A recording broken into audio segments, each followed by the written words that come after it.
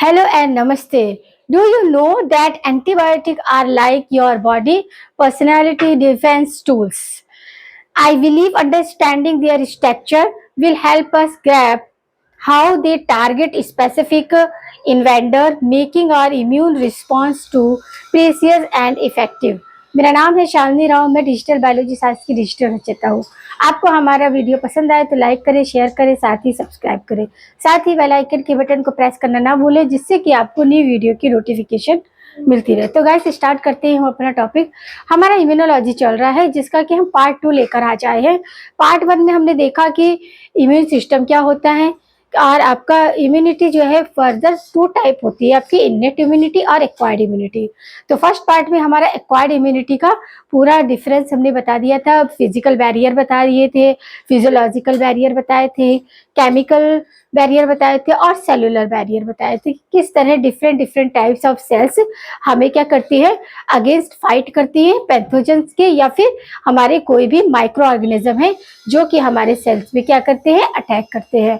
और इसी को हम क्या बोलते हैं, स्टडी ऑफ इम्यून सिस्टम या स्टडी ऑफ जो भी बैरियर आप कर रहे हैं, तो उसका क्या इम्यूनोलॉजी, जो आपका जो इफेक्ट होता है डिफेंस। अब आता है आपका इनेट इम्यूनिटी कंप्लीट हो चुकी है। इस पार्ट में हम एक्वायर्ड इम्यूनिटी और फिर आपका स्ट्रक्चर ऑफ एंटीबॉडी और एंटीजेंस इसका हम देखेंगे। तो सबसे पहले देखते हैं एक्वायर्ड इम्यूनिटी। जैसे कि आपका इनेट इम्यूनिटी क्या होती है, इन बर्थ इम्यूनिटी होती है, और वो नॉन स्पेसिफिक इम्यूनिटी भी होती है। क्यों? क्योंकि हमें बर्थ से मिली हुई होती है, तो कोई भी इसमें स्पेशल जो फीचर्स होते हैं वो पर्टिकुलर टारगेट नहीं करते हैं। Do not function depend base on किसके, आपके मेमोरी सेल्स पर। क्योंकि मेमोरी सेल्स और आपका बी सेल, टी सेल्स, ये डिफरेंट टाइप्स ऑफ सेल्स होती है जो हमारे इम्यून सिस्टम में फाइट करती है, तो इन पर वो डिपेंड नहीं होती है। क्यों? क्योंकि ये क्या है, आपके do not depend upon memory cells, तो ये नॉन स्पेसिफिक इम्यूनिटी होती है। जबकि एक्वायर्ड इम्यूनिटी जो होती है, एक्वायर्ड यानी कि अडॉप्टेड, यानी कि ये हमें टाइम लाइफ ड्यूरेशन में हम अचीव करते हैं। तो ये आपकी ये भी फर्दर 2 टाइप होती है, हार्मोनल इम्यूनिटी और सेलुलर इम्यूनिटी। हार्मोनल इम्यूनिटी को ब्लड मीडिएटर इम्यूनिटी भी बोलते हैं, क्योंकि जो ब्लड में प्रेजेंट बी सेल्स होती है उनमें बहुत इंपॉर्टेंट रोल प्ले करती है। या फिर मीडिएटेड भी बोलते हैं, बी सेल मीडिएटेड भी बोलते हैं। तो हम हार्मोनल जो इम्यूनिटी है उसके डिफरेंट नाम क्या है, आपके ब्लड मीडिएटर या ए मीडिएटर या B cell mediator. Due to किससे, आपका बी लिम्फोसाइट्स। लिम्फोसाइट्स हमने बताया था कि लिम्फोसाइट्स आपके किस तरह होती है, ओवल या स्फेरिकल शेप होती है, जो कि मॉडिफिकेशन हो जाती है किसमें, नेचुरल किलर सेल्स में। तो ये बी सेल्स की मॉडिफिकेशन होती है लिम्फोसाइट्स ड्यू टू लिम्फोसाइट्स। अब लिम्फोसाइट्स में जो बी सेल्स होती है वो 2 टाइप होती है। एक तो प्लाज्मा सेल्स होती है जो प्रोड्यूस करती है आपका एंटीबॉडी, और एक होती है मेमोरी सेल्स जो कि प्रोड्यूस करती है एंटीजन। एंटीबॉडी एंड एंटीजन इनका जो आपका प्रोड्यूशन कैसे होता है, प्रोडक्शन आपका बी सेल जो कि लिम्फोसाइट्स का मॉडिफाइड है या फिर आपका फंक्शन करता है, वो क्या करती है, 2 तरीके के सेल्स को एक तो प्लाज्मा सेल होती है और एक आपका क्या, memory cell. Plasma cell antibody के लिए रिस्पॉन्सिबल होती है, जबकि मेमोरी सेल एंटीजेंस के लिए रिस्पॉन्सिबल है। वहीं आपका सेकंड देखिए, सेलुलर इम्यूनिटी। सेलुलर इम्यूनिटी को हम टी सेल मीडिएटर भी कहते हैं, या फिर ड्यू टू लिम्फोसाइट, ये भी आपकी लिम्फोसाइट से होती है, बट ये टी लिम्फोसाइट से होती है। और आपका ह्यूमरल इम्यूनिटी क्या था, बी सेल से हो रहा था। Due to lymphocytes produce cytokinesis, क्या करती है, साइटोकाइनेसिस करती है। और आपका क्या, हेल्प इन ग्राफ रिजेक्शन, ये क्या करती है, रिजेक्शन ये बहुत इंपॉर्टेंट रोल प्ले करती है।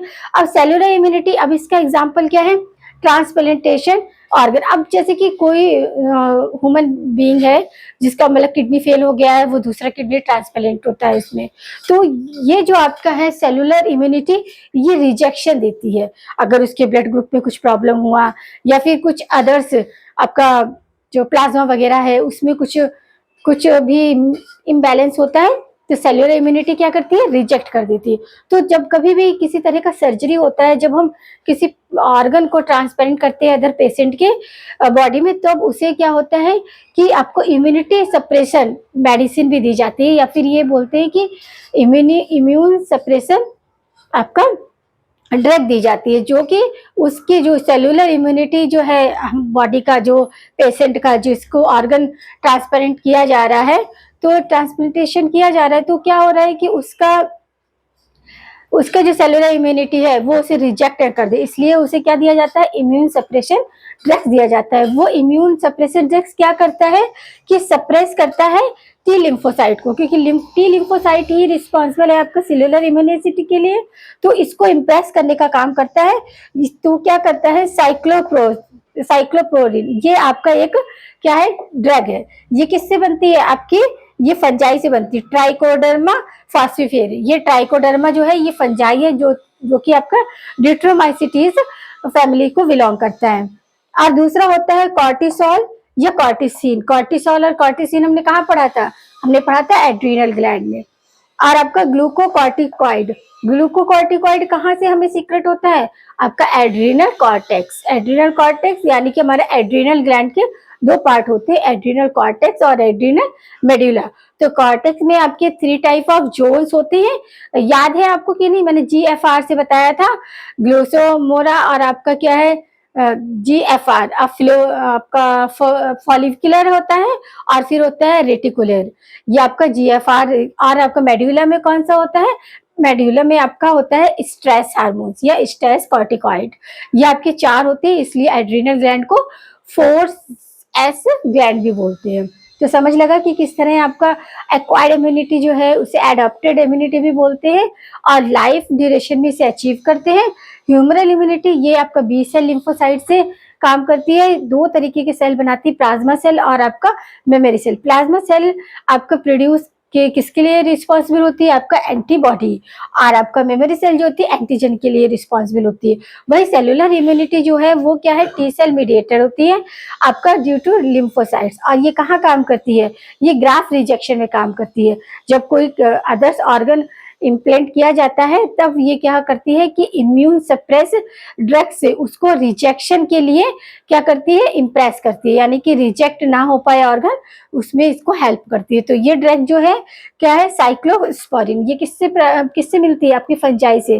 क्या फंजाई का नाम है, ट्राइकोडर्मा। आपको याद रखना है, बहुत इंपॉर्टेंट क्वेश्चन, ट्राइकोडर्मा।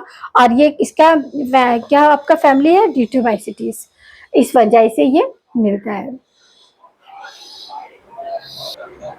अब हम देखेंगे स्ट्रक्चर ऑफ एंटीबॉडी। क्या देखेंगे, स्ट्रक्चर ऑफ एंटीबॉडी। तो स्ट्रक्चर ऑफ एंटीबॉडी या फिर इसी को इम्यूनोग्लोबिन भी बोलते हैं। क्या बोलते हैं, इम्यूनोग्लोबिन। नेचर कैसा होता है इसका, ग्लूकोप्रोटीनियस होता है। क्या होता है, ग्लूकोप्रोटीनियस नेचर का होता है। कौन, एंटीबॉडी। आपका प्रोड्यूस क्या करता है, प्रोड्यूस करती है ये से, कौन प्रोड्यूस करता है, बी लिम्फोसाइट्स, जो कि बी प्लाज्मा बी सेल्स होती है। Help in humoral immunity, humoral immunity के लिए ये कैसी होती है, हेल्पफुल होती है। कंप्राइज करती है कैसी, 4 चेन में। 4 चेन यानी कि 2 हैवी चेन और 2 लाइट चेन, इसमें ये कंपेरिजन होता है। तो पहला चेन जो होता है 2 हैवी चेन, जिसको हम क्या करते हैं, H से आइडेंटिफिकेशन करते हैं, और 2 लाइट चेन को L से आइडेंटिफाई करते हैं। स्ट्रक्चर स्टेबिलिट होता है, कैसा होता है, डाइसल्फाइड बॉन्ड से क्या होता है, एसोसिएट होता है। वाई शेप में होता है इसका जो स्ट्रक्चर होता है किसका, एंटीबॉडी का, वाई शेप में। इस तरह देखो, वाई शेप में देखने को मिलता है। आपका एक ही स्टैंड होता है, एक ही स्टैंड होता है। किसका स्टैंड हो रहा है, आपका एंटीबॉडी यहाँ पर माइग्रेट करेंगी। यहाँ स्टैंड हुआ तो आपका एक सिरा क्या हो, COH और COH, क्योंकि आपको पता है कि जो प्रोटीन होती है वो कैसी होती है, एसिडिक मीडियम की होती है। आपके 30 टाइप ऑफ जो सीरम हमारी बॉडी सेल्स में प्रेजेंट होते हैं वो एसिडिक मीडियम के होते हैं। तो यहाँ पर जो एक सिरे पे COH होगा और एक पे क्या होगा, अमीनो ग्रुप होगा NH2। तो दोनों NH2, यहाँ पर भी NH2 है, यहाँ पर भी NH2। ये किससे, आपका C टर्मिनल से क्या होता है, कनेक्ट रहते हैं। C टर्मिनल से आपके 2 हाफ इधर और 2 हाफ इधर क्या होते हैं, एसोसिएट रहते हैं। तो डाइसल्फाइड बॉन्ड जो होता है एस आपके किससे, आपके सिंगल बॉन्ड से एसोसिएट रहते हैं। तो आपका ये क्या है, आपका variable heavy chain, variable light chain. तो आपका Cl यानी कि लाइट चेन और वेरिएबल वेट। तो ये डाइसल्फाइड बॉन्ड है जो आपको ये देखने को मिल रहे हैं। ये क्या है, आपके 2 टाइप के क्या बॉन्ड को फॉर्मेट करते हैं। एक तो होता है इंट्राचेन DS बॉन्ड और एक होता है इंटरचेंज। एक होता है इंटरचेंज और एक होता है इंट्रा, ये इंटर है, इंटरचेंज, इंटरचेंज DS बॉन्ड। अब इंटरचेंज DS बॉन्ड में क्या होता है, विथ सेम चेन, यानी कि लाइट और हैवी। तो आपका लाइट और हैवी बना एंटीबॉडी, तो एक ही चेन, इसी में आपका सेम चेन में बनेगा लाइट और हैवी। और जो इंटर डाइसल्फाइड होते हैं वो बॉन्ड क्या होते हैं, एक आपका लाइट चेन जो होगा वो हैवी चेन से जुड़ेगा, या कभी कभी क्या होता है दो हैवी चेन आपस में ज्वाइंट हो जाते हैं। समझ लगा कि कैसे आपका एंटीबॉडी का स्ट्रक्चर होता है, वाई शेप होता है और ग्लूकोप्रोटीयस नेचर होती है इसकी। और इसका क्या होता है लाइट वेट आपका टू चेन यानी कि 4 चेन में ये कंप्राइज होता है, 2 heavy chain and 2 light chain. Heavy chain जो होते हैं कभी कभी क्या होता है एंटीबॉडीज एक सिरे पर क्या होता है एक लाइट बैंड और एक सेम बैंड, ये क्या होता है इंटरसेल्यूल आपका क्या इंटर चेन बॉन्ड में क्या होगा सेम पैटर्न में, यानी कि आपका लाइट के साथ ज्वाइंट होगा और हैवी चेन के साथ होगा। बल्कि आपका इंटर में क्या हो जाता है इंटर कन्वर्जन हो जाता है कि हैवी जो चेन है वो लाइट चेन के साथ भी जुड़ जाता है और कभी कभी हैवी चेन के साथ ही जुड़ता है जाके। तो इस तरह आपका क्या है कि आपका एंटीबॉडी का स्ट्रक्चर। अब हम देखेंगे कि एंटीबॉडी आपके कितने टाइप की होती है, आईजीएम, आईजीसी, आईजी, ये सारा हम देखने वाले हैं। उनके स्ट्रक्चर क्या देखेंगे वो देखेंगे आगे। अब देखेंगे हम जो आपका इम्यूनोग्लोबिन का जो स्ट्रक्चर हमने देखा था, अब इसके टाइप क्या होते हैं वो देखेंगे। तो इम्यूनोग्लोबिन आपका इस तरह वाई शेप स्ट्रक्चर होता है और ग्लूकोप्रोटीन नेचर का होता है। और इसमें क्या होता है कि आपके 4 चेन होती है, 2 हैवी चेन और 2 लाइट चेन होती है। तो अब देखते हैं जो आपका ये देखो ये जो पॉइंट दिख रहा है ये क्या है आपका एंटीजन पार्ट है। Antigen which bind with the antibody, तो इसे क्या बोलते हैं एपिटोम बोलते हैं। ये बहुत इंपॉर्टेंट है, आपको ये बहुत याद अच्छे से रखना है कि एंटीजन जो है वो बाइंड करते हैं एंटीबॉडी, तो उस पॉइंट को क्या बोलते हैं एपिटोम बोलते हैं। इसी तरह एंटीबॉडी जो है वो बाइंड करेंगे एंटीजेंस पे तो उसे पैराटोन्स बोलते हैं। क्या बोलते हैं कभी कभी एमसीक्यू में पूछते हैं, कभी कभी क्या अक्सर क्वेश्चन आ जाता है एपिटोम और पैराटोम। तो पैराटोम क्या है आपका एंटीबॉडी एंटीजन से बाइंड करती है और एपिटोम में क्या है एंटीजन एंटीबॉडी से बाइंड करता है, इतना याद रखना। और आपको जो इम्यूनोग्लोबिन है वो कितने टाइप के होते हैं 5 टाइप के होते हैं mostly, IgG, IgA, IgM, IgD और आईजीई।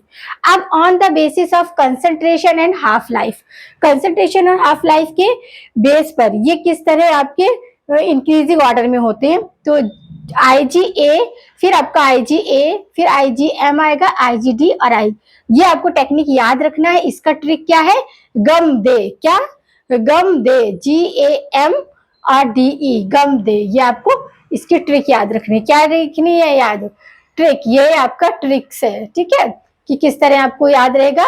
इसका सीक्वेंस नहीं भूलना चाहिए क्योंकि सीक्वेंस आता है क्वेश्चन में। फिर आपका आता है मॉलिक्यूलर वेट पर, ये तो आपका कंसंट्रेशन और हाफ लाइफ के बेस पर हो गया कि आपका G पहले आता है, फिर A आता है, फिर M, फिर D और फिर A। तो इसे हम टिक से याद करेंगे गम दे। फिर हमारा आता है on the basis of molecular weight. Molecular weight के बेस पे क्या होता है कि सबसे पहले IgM आता है, फिर IgA आता है, फिर IgE, IgD और IgG। अब ये होता है, अब जो IgM होता है वो पेंटामर होते हैं, यानी कि 5 एंटीबॉडी इनसे जुड़ी हुई होती है। और जो आपका IgA है ये डाइमर, अभी हम स्ट्रक्चर बना के आपको बताएंगे। और EDG ये क्या होते हैं मोनोमर्स होते हैं, सिंपल वाई शेप का दिखते हैं। तो इसकी ट्रिक क्या है माई DG, इसकी ट्रिक क्या है अगर कंसंट्रेशन आपका कंसंट्रेशन और हाफ लाइफ के तो आपको गमदे याद रखना है GAMDE गमदे। और फिर अगर आपको मॉलिक्यूलर वेट पे पूछा गया सीरियल तो आपका सीक्वेंस क्या याद रखना है आपको माई DG MA या मी DG, जो भी आपको करना है मी DG जो भी आपको करना है, ठीक है। अब फंक्शंस देखो आईजी की क्या है इम्यूनोग्लोबिन की फंक्शन। तो सबसे पहले क्या है आपका IgG है, IgG। तो ये क्या क्या होता है कंसंट्रेशन मैक्सिमम होता है और रोल इन सेकेंडरी रिस्पांस, यानी कि प्राइमरी रिस्पांस में नहीं, इनका सेकेंडरी रिस्पांस में ये फंक्शन करते हैं। और कैन क्रॉस प्लेसेंटा, ये क्रॉस प्लेसेंटा पे मिलते हैं। रोल इन क्रोनिक इन्फेक्शन, जब क्रोनिक इन्फेक्शन होता है तब ये काम करते हैं। फिर IgA क्या है आपका डाइमर बोले तो इस तरह स्ट्रक्चर होता है, एक ये बना है वाई शेप, एक ये बना है वाई शेप, तो डाइमर शेप में होते हैं। डाइमर होता है सीक्रेटरी एंटीबॉडी, ये क्या करता है सीक्रेट एंटीबॉडी को करता है प्रेजेंट इन कोलोस्ट्रम। अब कोलोस्ट्रम क्या होता है जो बेबी होता है ना, तो मदर का फर्स्ट मिल्क जो होता है थोड़ा येलोइश कलर का होता है, उसको ही बोलते हैं कोलोस्ट्रम बोलते हैं, इसलिए कि बच्चे के लिए माँ का दूध बहुत इंपॉर्टेंट होता है जब वो न्यू बॉर्न बेबी क्या इनफैक्ट जब बॉर्न करता ही है तभी। तो कोलेस्ट्रम यानी कि वो जो फर्स्ट मिल्क होता है उसमें इसकी प्रेजेंस होती है। Present in body secretion J cell इसमें प्रेजेंट होती है। आईजीएम ये क्या है, मॉलिक्यूलर वेट इसका मैक्सिमम है और ये पेंटामर्स है। Role in acute infection, J chain present होती है और रोल इन प्राइमरी रिस्पांस, कोई भी डिसीज हो रही है उसकी प्राइमरी रिस्पांस पे ही एक्टिव हो जाता है। जीईई ये इसका कंसंट्रेशन मिनिमम होता है और रेगिनी एंटीबॉडी भी बोलते हैं, क्या बोलते हैं, reagin antibody. Help in allergy reaction, जो भी एलर्जी रिएक्शन होती है, जैसे किसी पर्सन को डस्ट से एलर्जी है, किसी को आपका स्मोक से एलर्जी होता है, तो ये हाइपर सेंसिटिविटी होती है। ये आईजीडी जो होते हैं वो मोनोमर होते हैं, फंक्शन अननोन, अभी तक इसका फंक्शन पता नहीं है। अब देखो आईडीजी और डी ये क्या मोनोमर है, सिंपल आपको वाई शेप का दिखेगा। कैसे दिखेगा, वाई शेप का। वहीं आपका आईजीए की बात करेंगे तो ये डायमर शेप होता है। डायमर शेप कैसे बना है कि देखो, एक आपका इस तरह है ये वाई शेप और दूसरा आपका इधर ये। अब इन दोनों के बीच में जो ये ज्वाइंट है इसी को क्या बोलते हैं, इसको बोलते हैं जे चेन। क्या बोलते हैं, जे चेन। तो ये जे चेन से क्या होता है, कनेक्ट रहता है। और ये क्या है आपका डाइमर, क्या बोलेंगे, डाइमर। अब इसी तरह जो आपका ये, अब जब आपके क्या पेंटामर्स, अब पेंटामर्स कौन थे, पेंटामर्स आईजीएम, ये क्या है आपका आईजीएम है। क्या है ये, आईजीएम में क्या होता है, 5 वाई शेप जुड़े हुए होते हैं और ये बीच में क्या है, ये आपका ज्वाइंट रहता है। ये जे चेन से ज्वाइंट रहते हैं, पेंटामर्स होते हैं, यानी कि 5 एंटीबॉडी। अब ये 5 एंटीबॉडी है तो यहाँ पर भी एक जुड़ सकता है, तो यहाँ पर 10 एंटीजन्स जुड़ सकते हैं। एंटीबॉडी 5 है मगर यहाँ 10 एंटीजन बाइंड कर सकते हैं, बहुत पावरफुल हो जाता है ये। अब क्या, अब हम सीक्वेंस हमने देखा था मॉलिक्यूलर वेट पर, MAEA यानी कि मी डीजी, माई डीजी। तो इसमें क्या है, जी यानी कि IgE, इसका क्या है आपका कंसंट्रेशन मैक्सिमम है, हाफ लाइफ मैक्सिमम है, बट मॉलिक्यूलर वेट क्या है, मिनिमम है। तो ये आपको क्या करना है, इसी तरह याद रखना है। तो आज हमारा क्या पार्ट हो गया, आज हमने देखा इम्यूनोग्लोबिन, इम्यूनोग्लोबिन, हाँ इम्यूनोग्लोबिन, जिसे कि हम क्या बोलते हैं आपका इम्यूनिटी। ये साइड क्या है, आपके टाइप्स ऑफ इम्यूनोग्लोबिन देख लिया, इसका नेचर क्या होता है, वाई शेप का होता है और इसमें क्या होते हैं, 4 बॉन्डिंग होती है आपकी, 2 आपका डाइसल्फाइड बॉन्ड से जुड़े हुए होते हैं, वाई शेप में होते हैं। और डाइसल्फाइड बॉन्ड में क्या होता है आपकी 2 तरह की, एक इंटरचेन होती है, एक इंट्राचेन होती है।